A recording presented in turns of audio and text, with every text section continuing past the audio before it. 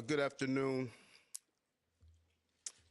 and I'm joined here today by our Chief of Detectives and the Police Commissioner and Chief of Department because we have a strong person of interest in the shooting that shook our city last week.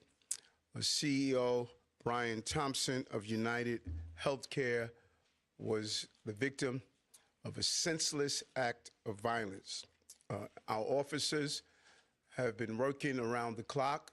Many of them did not go home to pursue this individual. It was crucial that we were able to remove him off the streets of America, and we were going to seek him out no matter where he was at the time.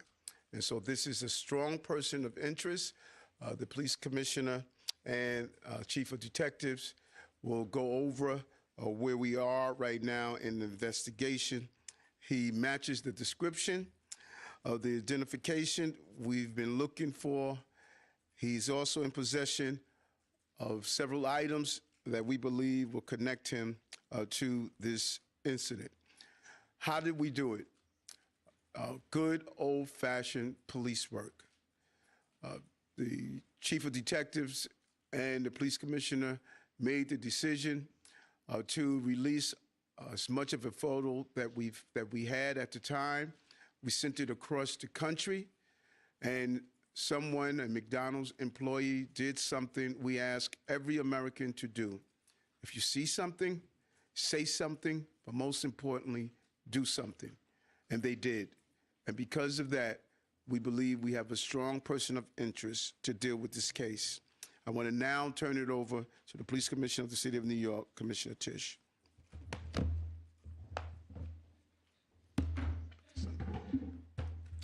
Thank you, Mayor. Good afternoon, everyone. Earlier this morning in Altoona, Pennsylvania, members of the Altoona Police Department arrested Luigi Mangione, a 26-year-old male, on firearms charges. At this time, he is believed to be our person of interest in the brazen targeted murder of Brian Thompson, CEO of UnitedHealthcare, last Wednesday in Midtown Manhattan.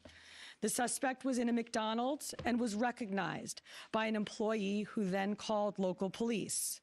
Responding officers questioned the suspect, who was acting suspiciously and was carrying multiple fraudulent IDs as well as a U.S. passport. Upon further investigation, officers recovered a firearm on his person as well as a suppressor, both consistent with the weapon used in the murder. They also recovered clothing, including a mask consistent with those worn by our wanted individual. Also recovered was a fraudulent New Jersey ID, matching the ID our suspect used to check into his New York City hostel before the shooting incident. Additionally, officers recovered a handwritten document that speaks to both his motivation and mindset. NYPD detectives are en route to Pennsylvania as we seek to interview the subject further. This apprehension is thanks to the tireless work of the greatest detectives in the world, and of course, the strong relationships we have with our local law enforcement partners. On every level, local, state, and federal, we all serve the same public safety mission. And this case, which captured the attention of an entire nation, is another example of how connected we are and how important it is to work together, share information, and pursue every lead. For just over 5 days, our NYPD investigators combed through thousands of hours of video, followed up on hundreds of tips, and processed every bit of forensic evidence, DNA, fingerprints, IP addresses, and so much more to tighten the net. We deployed drones, canine units, and scuba divers. We leveraged the domain awareness system, Argus cameras, and conducted aviation canvasses. And our detectives also went door to door, interviewing potential witnesses and doing the good old-fashioned police work that our investigators are famous for. This combination of old school detective work and new age technology is what led to this result today. And we must also acknowledge the instrumental role the media and the public played in this case. The images that we shared with the public were spread far and wide, and the tips we received led to the recovery of crucial evidence. We should never underestimate the power of the public to be our eyes and our ears in these investigations. This is the third time in 3 weeks that a member of the public has seen something and said something and done something that led to a high-profile arrest. The triple stabbing homicide in Manhattan, the gunpoint robberies in Queens during which an NYPD officer was shot, and now this. Now, the case will continue through the criminal justice process, and while we are proud of today's accomplishment, we must, of course, remember that a family is in mourning.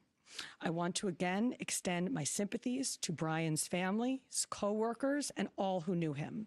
Finally, I want to thank the women and men of the NYPD, especially our Detective Bureau personnel, with a strong assist from our intelligence analysts. We also thank the SAC of the FBI's Criminal Investigative Division, Leslie Rodriguez-Bekshies. And I want to commend the staff of the Manhattan DA's office, and especially DA Alvin Bragg. He has been working with us 24/7 on this case, and I am incredibly grateful for his partnership. I'll now pass it along to our great Chief of Detectives, Joe Kenny, who will provide additional information. Chief. Thank you, Commissioner. Good afternoon. As the Commissioner stated earlier, a male was taken into custody today in Altoona, Pennsylvania this morning. He has been identified as Luigi Nicholas Mangione. He's a male, 26 years old. He was born and raised in Maryland. We know he has ties to San Francisco, California, and his last known address was Honolulu, Hawaii. He has no prior arrest history in New York. Members of the NYPD Detective Bureau are currently traveling to Pennsylvania with members of the Manhattan District Attorney's Office to interview this subject.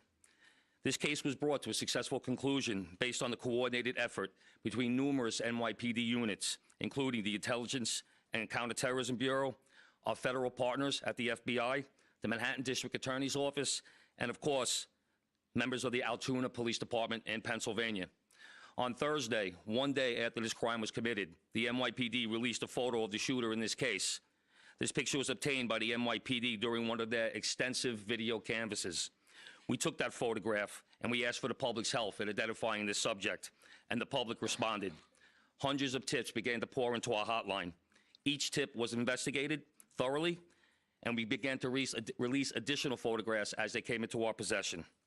The NYPD provided these photos to numerous media outlets. Local, national, and international outlets released the photo via television, print, social media, and online content.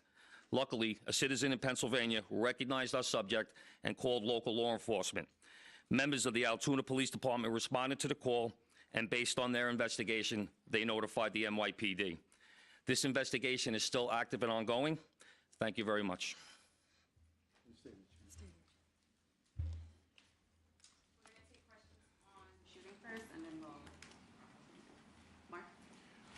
I had a couple of questions about the document that he was found in possession with.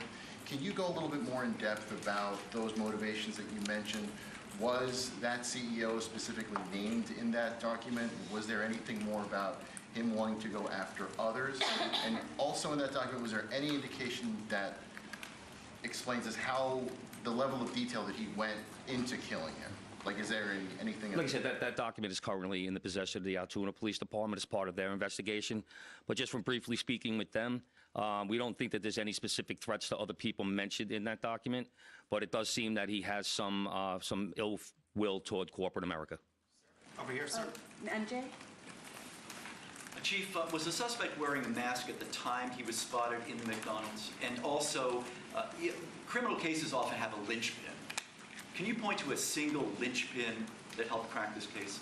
There's numerous linchpins in this case, in the fact that we've recovered an enormous amount of forensic evidence, an enormous amount of video, and once again, with your help and the public's help. So I really couldn't put it on one thing, but If I had to, it would be the release of that photograph from the media. Dean?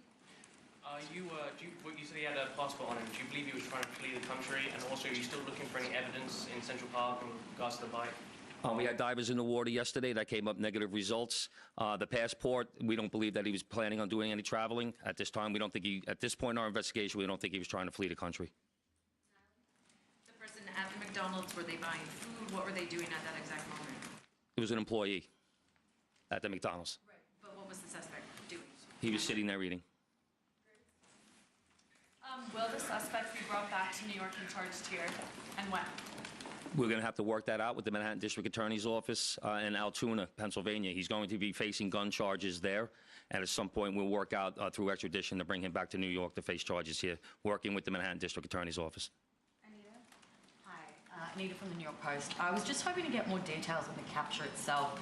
Did he put up a fight? Did he say anything to cops? And we've also reported that he published online anti-health care industry rantings. Can you share with us some of the services that he posted on? We're still working through his social media. We're going to do a complete scrub of that. Preliminarily, like I said, he seems that he has some ill will toward corporate America, but that will all come out as part of our investigation. We're not done here. We're still going to be putting this together. We're still going to be working very hard to bring this to a successful conclusion. And the capture itself, did he put up a fight? Did he say anything to police? I don't have that information. Oh, sorry. Can you elaborate on how he got there, the path he took from Port Authority and on the George Washington Bridge to Altoona, PA? Same thing. This just happened this morning. We'll be working, backtracking his steps from New York to Altoona, Pennsylvania. I was going to ask if we knew anything, if he took a bus to Philadelphia first and then somehow got to Altoona. But We're still working on that. We're still working through that. Is there any indication that anybody else was helping him from the inside, as far as tracking the CEO's movements? Once again, we're still working this investigation very hard. It's not at its conclusion yet. That could come out during our investigation, but as of right now, we have no indication that that took place. Chief, did he have any weapons or anything like that with him when he was arrested? He was in possession of a ghost gun that had the capability of firing a 9mm round and a suppressor. Can you get into a little bit about the technical aspects of the investigation? I know you deployed an unprecedented amount of technology. You also activated the Sentry program through Intel. Can you talk about how that is going to play into actually building the case as far as cell phone and all of the other technical aspects of what you've done? In this case, it really came down to technology was the use of drones in Central Park, and really comes down to the video canvas that we did. We used every source of video that we could collect, hundreds and hundreds and hundreds of hours from hundreds of sources, and that helped bring this to where we are right now. The gun is it believed to be the gun he used in the shooting? And there was some talk that it was a veterinarian type gun. Is that accurate? No, as of right now, the information we're getting from Altoona is that the gun appears to be a ghost gun. May have been made on a 3D printer. The capability of firing a 9mm round, obviously that will come out during our ballistics testing. Oliver? Yeah, Oliver Barnes from the Financial Times. Do you have any indication how long this handwritten, is it a handwritten manifesto that you found on the suspect? And then also whether or not he put it online at all? Don't know if it's online. As of right now, it's a handwritten 3-page document. Chief, does he have ties to that area, and was he someone who you knew by name before his arrest? We believe he may have attended college in Pennsylvania, but like I said earlier, he has ties to Maryland and California and Hawaii. And you knew him by name before today? Was his name on your radar? Excuse me? Was his name on your radar? Was he someone who you had been looking into before his arrest? No, we did not have his name prior to today. Bryn? Okay. Does he have any prior arrests? I know there were none for New York City, but is there any prior arrests anywhere else in the country? We have not come across any arrests in the country. Chief, hi, how are you? On two things. On the ghost gun, is it something you're going to be looking into to see if he made it himself and can he make that himself?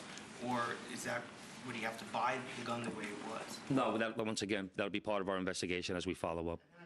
I mean, obviously he's going to face murder charges, but is there any chance that he could face any other charges because he was targeting the CEO and because of his writings and other things that we're now finding on him? Federal charges or That determination will be made by Alvin Bragg.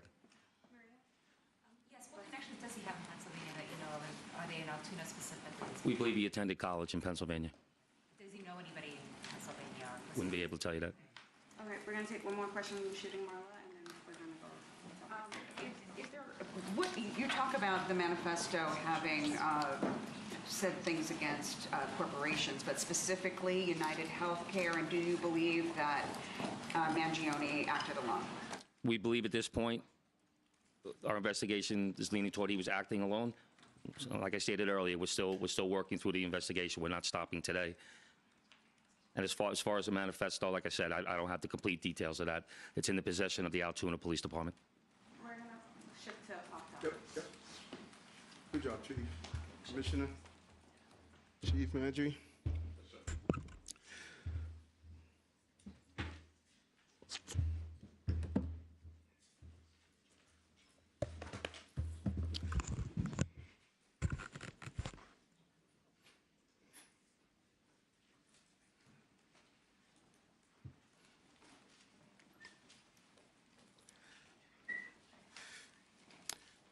Again, great job by the New York City Police Department. Certain aspects of this investigation and the crime itself is something that we have been zeroing in on. Ghost guns. We have really talked about this since the beginning of the administration. They could be made on a 3D printer, and they are extremely dangerous, and we must do more on the federal level to clap down on the